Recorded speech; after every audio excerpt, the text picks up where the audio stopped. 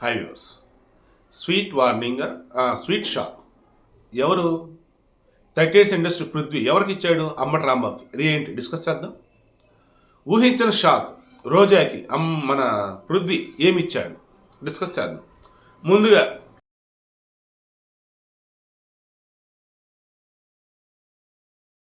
అసలు ఈ పృథ్వీ రాజకీయం అన్నప్పుడు జగనే నా ప్రాణం, జగన్ కోసమే నేను ఏదైనా సరే వైసీపీలో కార్యకర్తగా ఉంటాను, ఏదైనా సరే చేస్తున్నటువంటి వ్యక్తి.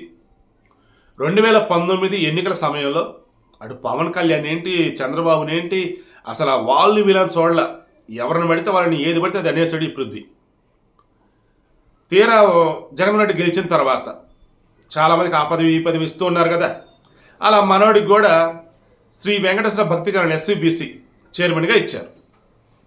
అది ఇచ్చిన తర్వాత ఓ రకంగా మనోడి హవా మొదలైంది. ఏ రకంగా? తిరుమల కొండ మీద గర్భగుడిలో శ్రీ వెంకటేశ్వర స్వామి ఉంటే బయట ఈ టీటీడీకి సంబంధించి ప్రచార సభలు లేదన్నప్పుడు ప్రచార కార్యక్రమాలు నడుస్తూ ఉంటాయి. ఆ కొండ మీద కూడా పెద్ద పెద్ద మానిటర్స్లో వస్తూ ఉంటాయి. ఏవి? ఎస్వీబీసీ అన్నప్పుడు ఆ ఛానల్కి సంబంధించిన వస్తుంటాయి కార్యక్రమాలు. అందులో పృథ్వీ కనిపిస్తూ ఉన్నాడు. ఎవరికి వెళ్ళినా సరే అతనే కనిపిస్తూ ఉన్నాడు, హైలైట్ అవుతూ ఉన్నాడు. మరి ఎస్వీబీసీ చైర్మన్, నటుడు, ఎస్వీబీసీ ఛానల్లో శ్రీ వెంకటేశ్వర స్వామికి సంబంధించిన రకరకాల కార్యక్రమాలు వస్తూ ఉంటాయి.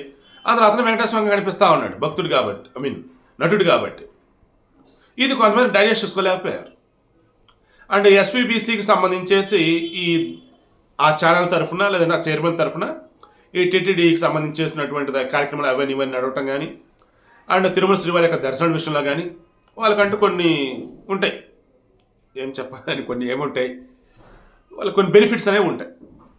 ఇవి మనోడు వాడుకునే విషయంలో కానీ, ఈ ఎంప్లాయీస్ నియమించే విషయంలో కానీ, చైర్మన్ కాబట్టి.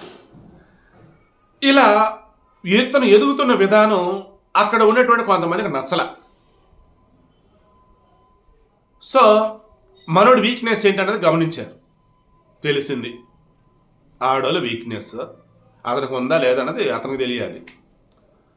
బట్ అవతల వాళ్ళు వచ్చేసి ఆడోళ్ళ వీక్నెస్ అన్నట్టుగా హైలైట్ చేద్దాం చూశారు. అప్పుడు ఈ ఎస్వీబీసీలో ఉన్నటువంటి ఒక మహిళే ఈయనకు ఫోన్ చేసి మాట్లాడుతున్నప్పుడు ఇతను వచ్చేసి ఆమెతో కొంచెం, ఆమె మాట్లాడుతున్న విధానం కానీ ఇతను మాట్లాడుతున్న విధానం ఇద్దరు కూడా మ్యూచువల్గా ఇష్టపడి మాట్లాడుతున్నట్టుగానే ఉంది. అది ఇతనా కాదని తర్వాత సంగతి. సో అసభ్యంగా అన్నవాడు యూజ్ చేయలేములే, కానీ మ్యూచువల్గా అన్నప్పుడు కొంచెం రొమాంటిక్ వేలో మాట్లాడుకుంటూ ఉన్నాయి. వెనక నుంచి వచ్చి వాటేసుకునేవాడిని రకరకాలుగా. ఎస్వీబీసీ ఛానల్ చైర్మన్ ఏంటి, ఆ రకం ఒక ఎంప్లాయీతో మాట్లాడటం ఏంటి, దేవుడా అని చెప్పేసి హడావుడి చేశారు. చేసింది కూడా ఎక్కువగా ఈ వైసీపీలో ఉన్నటువంటి వాళ్ళు హడావుడి చేశారు. ఆఫీసర్ టీడీపీ చేసిన కూడా చేస్తారు. ఇంకేముంది, కనీసం ఇతని దగ్గర ఎక్స్ప్లెనేషన్ కూడా తీసుకోకుండా అతన్ని పక్కన పెట్టేశారు. అతనికి చాలు బాబు చాలు అని చెప్పేసి హైదరాబాద్ వచ్చేసాడు. ఆ తర్వాత అతను చెప్పింది, కరోనా రావటం కానీ తర్వాత కోలుకోవటం కానీ అన్నిటి తర్వాత అతను చెప్పింది ఏంటంటే, నన్ను అన్యాయంగా వాడుకొని వదిలేశారు. అక్కడ మొత్తం కొంతమంది పెత్తనమే నడవాలని చెప్పేసి, నాకు తెలిసి అన్నట్టుగా ఉన్నాడు, రెడ్డి పెత్తనమే నడవాలని చెప్పేసి వాళ్ళు అది కూడా రాయలసీమ వాళ్ళు అన్నట్టుగా ఇది చెప్పుకుంటూ వచ్చున్నాడు. కావాలని నన్ను ఈ రకం చేశారు, కాలం అనేది ఉంది, సమాధానం చెప్పేది అందరికన్నట్టుగా చెప్పుకుంటూ వచ్చున్నాడు. ఇక ఆ తర్వాత నాగబాబుని కలవటం, జరిగింది తప్పు మీద క్షమించమని అనటం, ఏం పర్లేదు కొద్ది రోజులు ఆగు, జనసేన పోటీ చేద్దు కానీ లేదన్నప్పుడు ప్రచారం చేద్దు కానీ అనటం, లేదు నేను ప్రచారం చేస్తాను ఇతనే అనటం, ఇవన్నీ జరిగిపోయాయి. ఆ తర్వాత 99 ఛానల్లో అతను డిబేట్లో పాల్గొనటం, ఈ వైసీపీ వాళ్ళకి సంబంధించి కొన్ని లూప్ హోల్స్ ఏవైతే అవన్నీ చెబుతూ ఉండటం, అసలు ఆ పార్టీలు ఎలా ఉండేది అంతర్గతంగా ఏంటంటే అవి చెబుతూ ఉండటం. సో జనానికి ఇంకా అర్థమైపోయింది, ఈ వైసీపీలో ఎవరైతే యాక్టివ్గా ఉండి అతను బయటకు వచ్చి ఉన్నారో వీళ్ళు వైసీపీ కౌంటర్ తగలబెడతారా బాబు అని. అందులో ఇప్పుడు ఆ బాధ్యత పృథ్వీ తీసుకున్నాడు. అది కూడా ఏమంటాడు, నేను అబద్ధం చెప్పను అని నిజంగా మాట్లాడతాను, అవును కాదు మీరే చెక్ చేసుకోండి అంటాడు. అలా అంబటి రాంబాబు సంబంధించి ఏం చెప్తున్నాడు, అంబటి రాంబాబు ఓడిపోక తప్పదు. ఈ అంబటి రాంబాబు నాకన్నా మంచి నటుడు, నాకన్నా బాగా డ్యాన్స్ వేస్తూ ఉన్నాడు.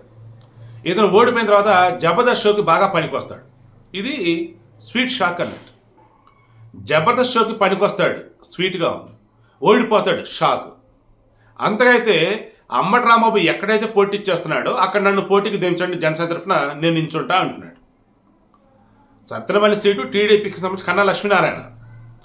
సో ఆయన కాదని ఆ పృథ్వీకి ఇచ్చే ఛాన్స్ లేదు. ఒకవేళ అంబటి రాంబాబు సత్యనపల్లి కాకుండా ఎక్కడైనా పోటీ చేస్తే అప్పుడు అంబటి రాంబాబు మీద పృథ్వీ నించోబెట్టే అవకాశం అయితే ఉంది. అండ్ అంబటి రాంబాబు ఒక మంత్రిగా కన్నా ఒక నటుడిగా బాగా పనిచేస్తున్నాడు. ఇప్పుడు డ్యాన్సులు కావచ్చు, మిగతా వాటికి గట్టిగా అండ్ రివ్యూలు చెప్తూ, కలెక్షన్ల గురించి చెప్తూ మంచి అతను మంచి టాలెంట్ ఉంది.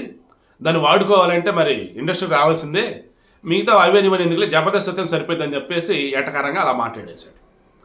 సో అంబటి ఓడిపోతాడు తప్ప గెలిచేది క్యాండిడేట్ కాదు, అతనికి పరిపాలన తెలియదు, హడావుడి తప్ప ఏముండదు అన్నట్టుగా చెప్పాడు.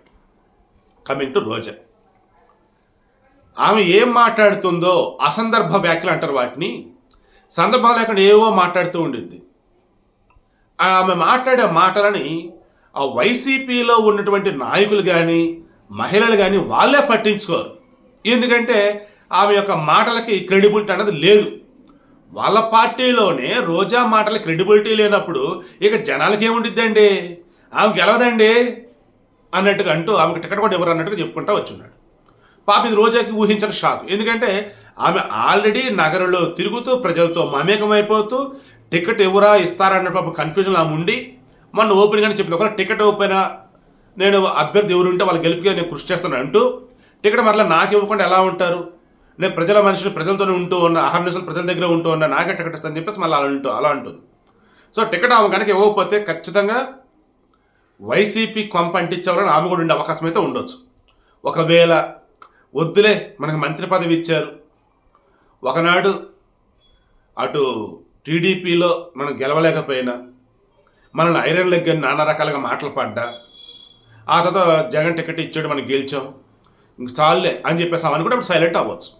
బట్ ఇప్పుడు ఇతను పృథ్వీ చెప్తున్న ప్రకారం ఏంటి, రోజా గెలిచే అవకాశమే లేదు, ఆమెకు అసలు ఏం మాట్లాడిద్దో ఏంటి అసలు ఆమెకే తెలియదు. ఒకవేళ మాట్లాడిన వాటికి సంబంధించి ఏమ్మా ఈయనకి ఏమైనా అర్థమైందా ఏంటి అన్నప్పుడు వాళ్ళ పార్టీ వాళ్ళు ఏముంది అందులో అని చెప్పేసి అంటారు. సో అవి మాటలు అటువంటివి అని అంటారు. ఎందుకంటే మరలా జగనే వస్తాడు, once more Jagan, TDP Janasena ఓడిపోతాయి, పవన్ ఓడిపోతాడు పదే పదే రోజా మాట్లాడుతుంది. మరి కౌంటర్ ఇవ్వాలి కదా, అందుకే ఇతను ఇస్తూ ఉన్నాడు. ఏమని, టీడీపీ జనసేన అవుట్ ఆఫ్ 175 135 140 ఈజీగా గెలిచింది, అవుట్ ఆఫ్ 25 లోక్సభ సీట్స్ 25 మేము గెలిచేస్తాం, అడ్రస్ లేకుండా పోయింది వైసీపీ. అండ్ వైసీపీలో ఉన్నటువంటి చాలామంది ఆల్రెడీ టీడీపీకి టచ్లోనే ఉన్నారు, జనసేనకి టచ్లోనే ఉన్నారు, వేరే పార్టీ సైడ్ వెళ్ళిపోక తప్పదాలు, ఎందుకంటే ఘోరంగా ఓడిపోతున్నారు వాళ్ళు. ఈ విషయం వాళ్ళకు కూడా తెలుసు, కానీ పైకి మాత్రం మేకపోతే గాంభీర్యం ప్రకల్పాలు తప్ప ఏమీ లేదు. ఉన్నటువంటి వాళ్ళు ఇంట్రెస్ట్ కనుక ఏమాత్రం టచ్ ఉంటే మరలా ఏదో ఒక ప్రోగ్రాంలు మళ్ళీ జడ్జిలుగా ఉంటామో మళ్ళీ నెట్స్ ఏదో వాళ్ళు చేసుకోవాలి తప్ప చేయగలిగింది అయితే ఏమీ లేదు. ఘోరంగా అయితే వైసీపీ ఓడిపోబోతుంది, రాసి పెట్టుకోండి అంటాడు. అంబటి రాంబాబు ఓడిపోతాడు, రోజా అమ్మటం వాళ్ళ పార్టీలోని క్రెడిబిలిటీ లేదు, ఆమె ఓడిపోద్దని చెప్పేసి అంటున్నాడు. ఇలా చూసుకుంటూ ఉన్నప్పుడు అటు వైసీపీలో ఉండటం, అతను ఇండస్ట్రీలో ఉండటం అన్నీ కలగలిపి వైసీపీలో ఎవరైనా సరే కొంచెం టీడీపీ జనసేన టార్గెట్ చేసి మాట్లాడుతూ ఉంటే ఇతనిగా మీద పడిపోతూ ఉన్నాడు మాటలతో. రానున్న రోజుల్లో వైసీపీకి చాలా చాలా కష్టం నాకైతే అనిపిస్తా ఉంది.